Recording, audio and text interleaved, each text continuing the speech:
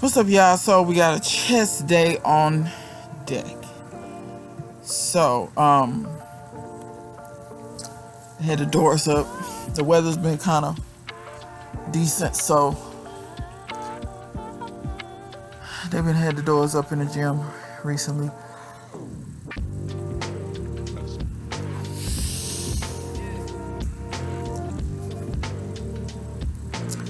I said I was gonna stop warming up with just a bar. It's kind of pointless for me at this point, but whatever. Getting it done.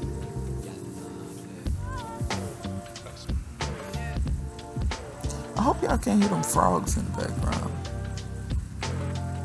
Anyway, I clearly live in the jungle.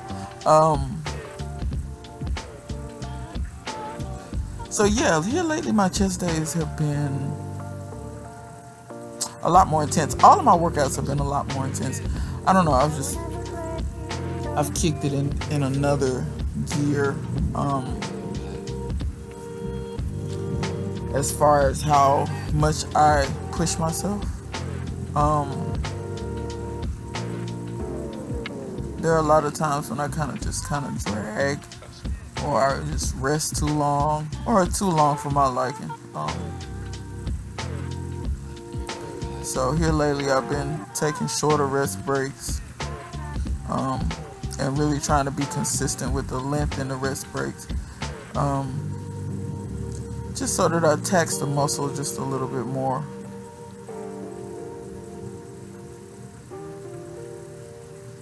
Warming up, I do my best to just not even really take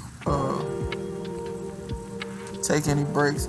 I pretty much just put the weight on, do the reps, put some more weight on, do the reps, put some more weight on, do the reps. Right there, you see me pausing above my chest because I'm making sure in a warm up I try not to do any bouncing off my chest. That's kind of momentum. So if you have to stop right before you get to your chest and then press, it's kind of similar to doing a pause rep in a squat or something like that.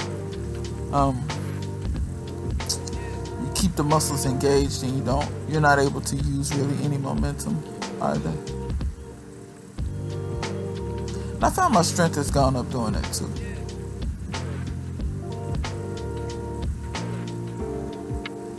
But I found this interesting. I thought I was pausing when I was doing these, which says a little bit of a pause, but I actually would like for that pause to be a little bit longer than that. So sometimes when I film myself, those are the things that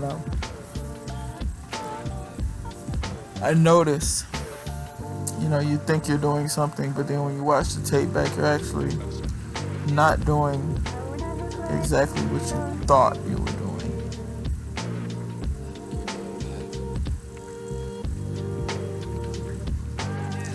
I think this is my working sets.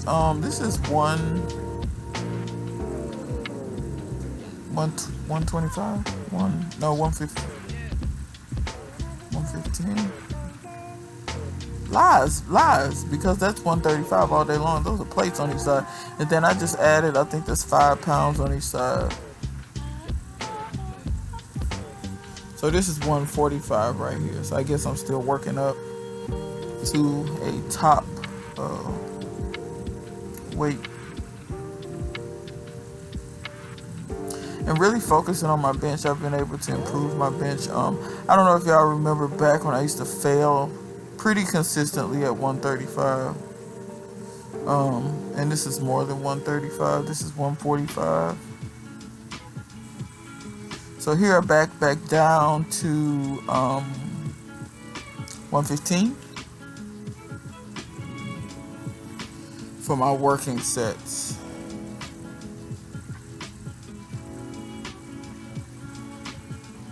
I think the most I've benched for one rep max is 155. I think I can get 165, but I haven't tried it. Days when I've worked up, I just didn't feel strong enough on those days. And if I don't feel strong enough without a spotter, I'm not gonna try it. I don't have clips on. I could just dump the weight, but I ain't going through all that. I'd rather be able to just rep out For instance, once I get to the point where I can do 115 for 10 reps or so, or 135 for, 8 to 10 reps, it's pretty obvious that I should be able to do 165 for one.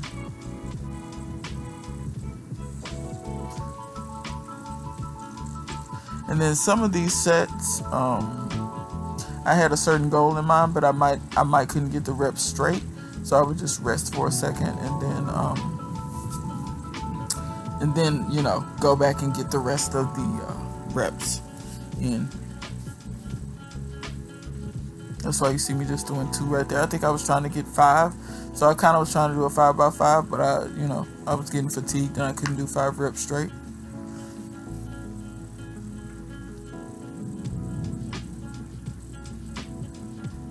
You also see when I get fatigued, I start using leg drive.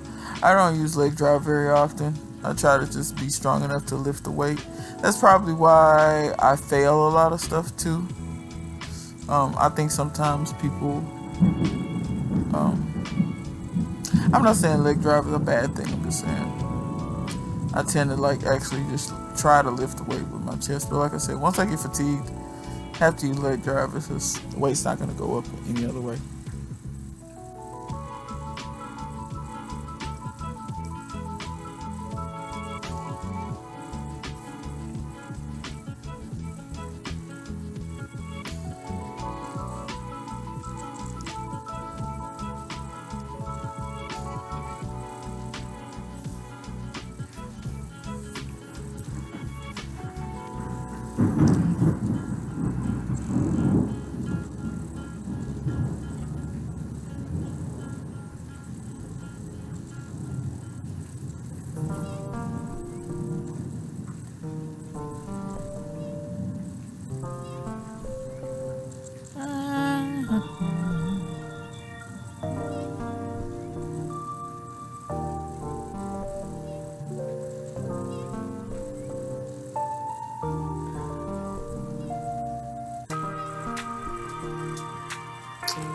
Alright, so I moved over to this. I don't even know what the name of this thing is. I don't know. Chest press. I don't know. Something. But I kind of like this because I can get a really good stretch. And I also can just kind of pump out the reps on this. It feels like a bench press, but naturally no leg drive at all on this one. So it's all chest, and then I also can get a deeper stretch on this too because there's no bar, across your chest stopping you.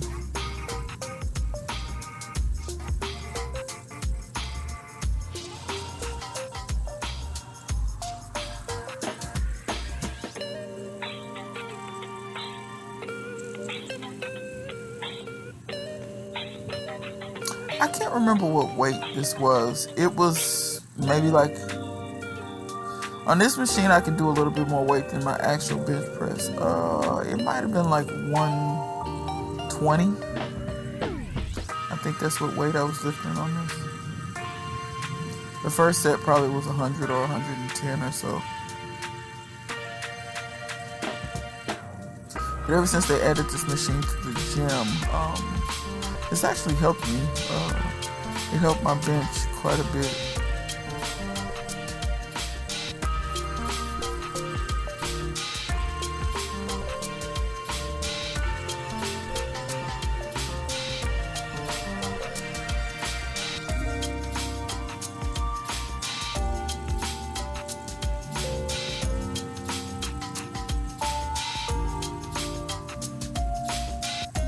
Then I think right here I remembered that I didn't do enough reps. I had a number in my head and then I remembered, I think after I stopped, that I didn't get them all.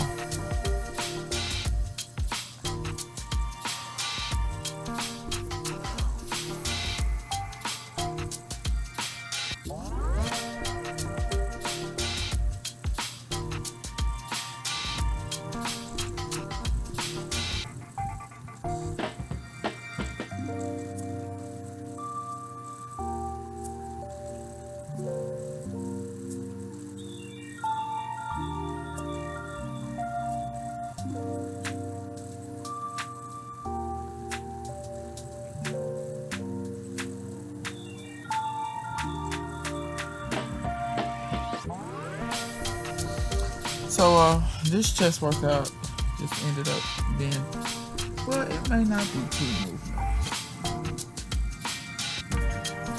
Also, my rep range and my set range has changed. I'm doing a little bit more high volume these days. More sets, more reps, closer to failure. Really paying attention to the technique on the form. Just really trying to milk everything I can out of these workouts. I want the workouts to be fairly tough, because if they're not, I just feel like it doesn't really do anything for me. If I'm just kind of breezing through them, which I wasn't breezing through them before, but I was leaving a little bit in the tank, so I'm done with that. But yeah, this is the last movement I did. I really like this machine over flies.